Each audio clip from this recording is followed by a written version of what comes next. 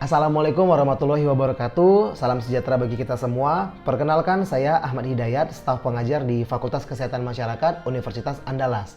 Pada video kali ini, saya akan melanjutkan diskusi kita tentang manajemen program Promkes, dan ini adalah tahap akhir dari manajemen program Promkes tersebut, yaitu tentang monitoring dan evaluasi.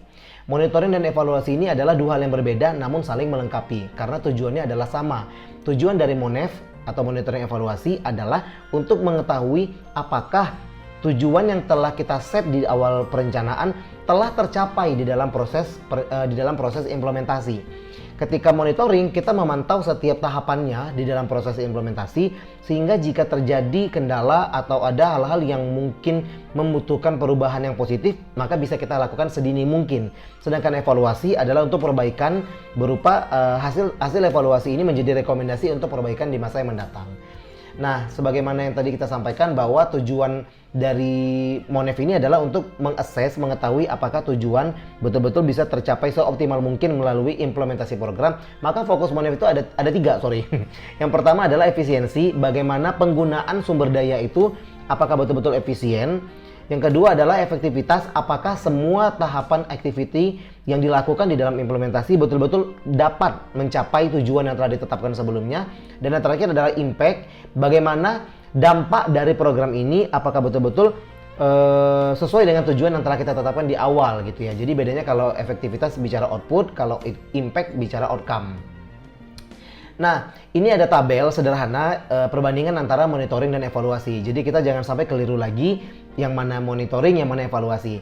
Kita bisa lihat yang pertama untuk monitoring, fokus utamanya adalah pengumpulan data progres ya. Jadi ini semacam progress report. Kemudian evaluasi itu penilaian data dari tahap kritis suatu proses. Nah, kemudian ada fokus waktu, program sedang berlangsung, sedangkan evaluasi masa lalu dan masa mendatang. Kemudian ciri berikutnya adalah pertanyaan utama. Di monitoring, pertanyaan utamanya adalah apa yang harus dilakukan sekarang supaya program ini betul-betul efektif mencapai tujuan. Sedangkan evaluasi, pertanyaan utamanya adalah sudahkah tujuan yang direncanakan tercapai? Jawabannya kan pasti sudah atau belum ya. Nah, kalau misalkan belum, baru kita breakdown kenapanya. Nah, itu yang menjadi rekomendasi untuk perbaikan di masa mendatang. Kemudian pendukung dari monitoring ini adalah implementasi dari rencana, sedangkan pendukung dari evaluasi adalah pembuatan pola untuk perencanaan selanjutnya. Ini yang tadi barusan saya mention tentang rekomendasi. Kemudian periode pengamatan, monitoring itu dilaksanakan terus-menerus selama proses pelaksanaan program, sedangkan evaluasi umumnya di tengah dan akhir program. Hasil dari proses monitoring adalah indikator kemajuan yang perlu dipantau ketat oleh beberapa orang. Kemajuan keywordnya ya, progress. Sehingga kalau misalkan kita masih merasa bahwa oh ini kayak lamban banget pace-nya gitu ya, jadi kita perlu speed up, nah maka kita bisa melakukan penyesuaian yang positif. Ini yang tadi saya sebut dengan adjustment itu ya. Kemudian untuk evaluasi, hasil dari prosesnya adalah didiskusikan dan diinterpretasikan oleh semua pihak, sehingga ketika semua pihak dengan perspektifnya masing-masing melihat temuan dari evaluasi ini akan menjadi input yang positif atau rekomendasi untuk pelaksanaan program di masa mendatang. Nah, teman-teman juga harus tahu bahwa sebetulnya evaluasi ini kita bisa lakukan secara internal oleh tim provider kita ataupun secara eksternal oleh lembaga independen atau pihak eksternal lah pokoknya gitu yang tidak terlibat di dalam provider. Ada plus minusnya ya. Kemudian untuk yang paling penting banget yang harus teman-teman ketahui adalah tahapan di dalam kita melakukan evaluasi. Yang pertama adalah kita merencanakan dulu. Kapan kita merencanakan evaluasi? Ya, jawabannya adalah di awal ketika kita melakukan perencanaan tadi. Jadi setiap kali kita menentukan akan melakukan kegiatan A, B, C, D, E, maka kita sudah harus memutuskan A, B, C, D, E ini akan dievaluasi dengan cara apa. Nah, itu yang disebut dengan planning for the evaluation. Kemudian yang kedua adalah selecting appropriate evaluation methods. Memilih metode evaluasi ini harus sesuai dengan apa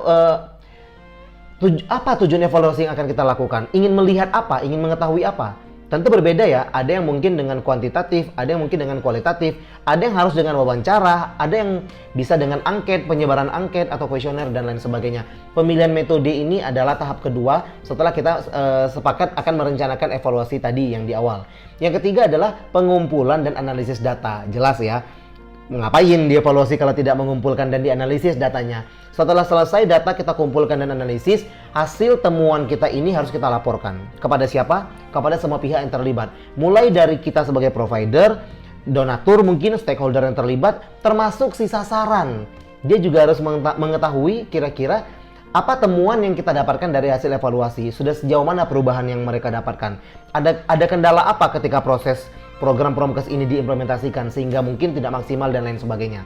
Itu yang disebut dengan reporting findings. Dan yang terakhir, ini dia, implementation evaluation recommendation. Jadi kita mengimplementasikan semua rekomendasi dari evaluasi ini, yang mana ini akan menjadi input untuk perencanaan di tahap selanjutnya lagi. Jadi ini adalah semacam siklus yang berulang ya, manajemen program Promkes ini. Jadi setelah kita community analysis, targeted assessment, dan juga program plan development, yang ini adalah perencanaan, dilanjutkan pada implementasi dan diakhir dengan evaluasi, dan ini adalah sebuah siklus yang sifatnya terus menerus gitu ya. Ada perbaikan yang continuous gitu.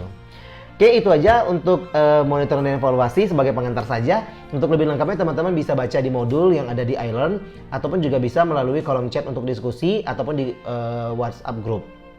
Terima kasih atas perhatiannya. Saya ucapkan Assalamualaikum warahmatullahi wabarakatuh.